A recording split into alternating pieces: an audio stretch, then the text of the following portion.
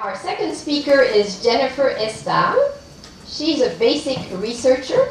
She's the director of the Molecular Mechanism of Diabetes Research Unit at the IRCM. She is an assistant IRCM research professor and assistant professor researcher at the Department of Medicine, Université de Montréal. Dr. Estall obtained her PhD in molecular biology from University of Toronto, then studied a postdoctoral fellowship at Harvard. She received the H.L. Holmes Award from the National Research Council of Canada, and she joined the IRCM in 2011. And you will be talking about what you are doing in your lab. So, Dr. Estall. So as mentioned, I'm a basic or fundamental researcher, and so a lot of people see people like us as people on lab coats who sit in labs and we play with dishes that have different colored liquids in them, and nobody really knows what we do or how what we do contributes to the progression of diabetes research. So I'm going to try to make you understand how what we're doing in our lab will actually, hopefully one day, affect patients that have type 1 diabetes. So as basic researchers, we try to understand what's going on inside the body when someone gets type 1 diabetes. And while a lot of things are going on and a lot of different organs are affected, type 1 diabetes is primarily a disease of the pancreas, is what's already mentioned. And so the pancreas is an organ that sits right beside the stomach, and it has basically two main functions. The first, it secretes enzymes that help you digest the food that you eat, and then the second is it secretes hormones that help you deal with the sugar that's absorbed from the body when you eat. And this is done by two actually very distinct regions in the pancreas. And if you just take a section here and you look at the tissue, you can actually make out that there's different regions of tissue, the one that's staining darker purple and one that's staining lighter purple.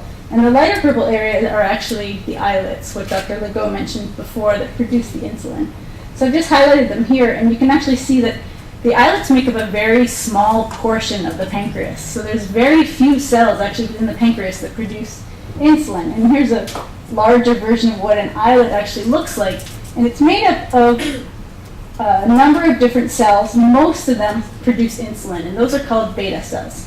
And that's what we study in our lab, is how these beta cells work. And they're very different from the cells that you find out here. So this is a picture of something that we do in our lab regularly. And this is just to illustrate, actually, that what we did was we stained the cells within this islet green if they had insulin in them. So the green cells you see are cells that produce insulin, the red ones don't. So you can really see that it's only this very small population of cells in the pancreas that produce insulin. So what happens to this small group of cells when somebody gets type 1 diabetes? Well, in a person who's healthy and has healthy islets, this is what they look like in your pancreas, and they secrete insulin when you eat. Your insulin levels are normal, and if you measure your blood glucose at that level, you'll have a normal blood glucose. In a person who has type 1 diabetes, however, their islets, or beta cells, are being attacked by their immune system. And you can see that very clearly here. This is a bunch of white blood cells from your immune system, and they're basically destroying the islet. And this is what's happening in the pancreas. It only attacks these groups of cells, and we can measure this very easily because these people have very low insulin levels, and if you measure glucose, your glucose will be very high because you don't have enough insulin. So in basic science labs, the questions that we want to find out mainly is why are these cells being destroyed by the immune system? Why is a person's immune system just attacking that specific group of cells? We also want to discover how to slow or stop the progression of the cells, even if your body is attacking them. Are there ways that we can stop it from doing this? Also, many people are diagnosed type 1 later on. Their beta cells are already destroyed. They're mainly gone. They're now dependent on insulin.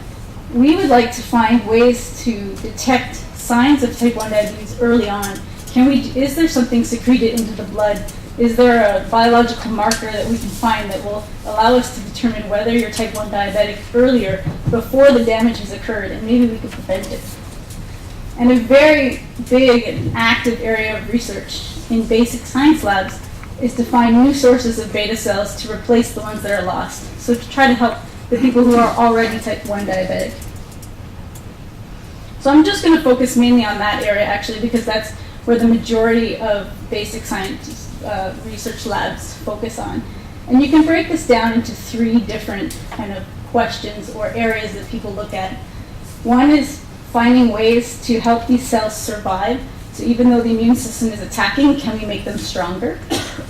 Finding ways to replace these beta cells that have already been lost, as well as possibly making the existing, so you always have a little bit of beta cells left in a type 1 diabetic. There's usually some left over. Can we make those ones that are left over regrow and repopulate the pancreas and possibly reverse type 1 diabetes? So just focusing on the first area, looking at beta cell survival, there are many different ways people are approaching this question, and I've really just summarized this very quickly here. But ways that we're looking at is, can we strengthen the beta cells that are left over, or can we prevent the ones that you have from dying? And you can do this either by screening new drugs to help increase the survival of the beta cells. A lot of people have heard about the possibility of gene therapy coming in the future. Can we deliver genes to these cells to make them stronger, to resist the immune system? There's a lot of active research in this area.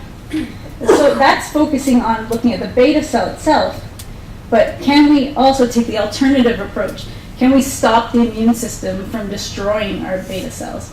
So there are people who are looking at possibly developing something that's like vaccine-like, so we can stop the immune system from attacking them, or kind of way in the future, but people are looking at it now, the development of nanoparticles. So these are very small particles that you can inject into someone, and they would target a certain part of the immune system and stop it from destroying your beta cell. So another avenue that people are going on, other than increasing the survival of the beta cells, is can we replace the ones that are lost? And Dr. Legault alluded to the transplant protocol that's already in place, where you take human donors. Unfortunately for that protocol, you need 2 human donors for 1 type 1 diabetic. So it's very rare, not many people have access to this treatment, and as he already said, it hasn't been shown to be very long lasting. So what basic scientists have been trying to find is, can we get new sources of these beta cells so we don't have to rely on human donors? So there's 3 different, or multiple different ways, but 3 different ways we're looking at is trying to find alternative donors, so not using humans, possibly using animals, or other donors that we would have greater access to. We can also right now actually grow beta cells in cell culture in a lab, in an incubator. So we are looking for ways where we can expand these and we can grow them for long periods of time and grow a lot of them, so we can replace them back into someone, and they would then act like their own beta cells and produce insulin. And another area which some of you might have heard of is stem cell technology. And stem cells are really cool because they have 2 properties. One is that you can turn stem cells into a number of different tissues. So you can turn them into islets, blood cells, heart cells, or neurons. So they're pluripotent, they're called. They can turn into many things. And so what we would strive to be able to do is to turn these stem cells into islets. You would take these stem cells from your own body, so you don't have to worry about rejecting them. They're your own cells. Turn them into islets and put them back. The other cool property about stem cells is that they self-renew. So they are a renewable resource of cells that you can continually grow for long periods of time in a dish. So if you ever needed more, you could come back and get them. And the last area that we're focusing on is ways to regenerate the existing population. And as I already mentioned, most type 1 diabetics still have a small reserve of islets left in their pancreas, even at later stages of disease. It's just that that's not enough to produce enough insulin to keep your blood sugar down. But if we could find ways to stimulate what's left in the pancreas to grow, and I've just illustrated this here, you can see the small islet here and drugs that were given to make it expand in size. we might be able to repopulate the pancreas with functional beta cells that are your own. You don't have to worry about transplant from something else. That would then lower your blood sugar and respond to your own glucose levels. An alternative to this would be someday we might be able to take some cells out of you, grow them in a dish and expand them, just grow more of them, and then put them back. So that's another very active area of research right now, is to be able to have the renewable source of your own cells.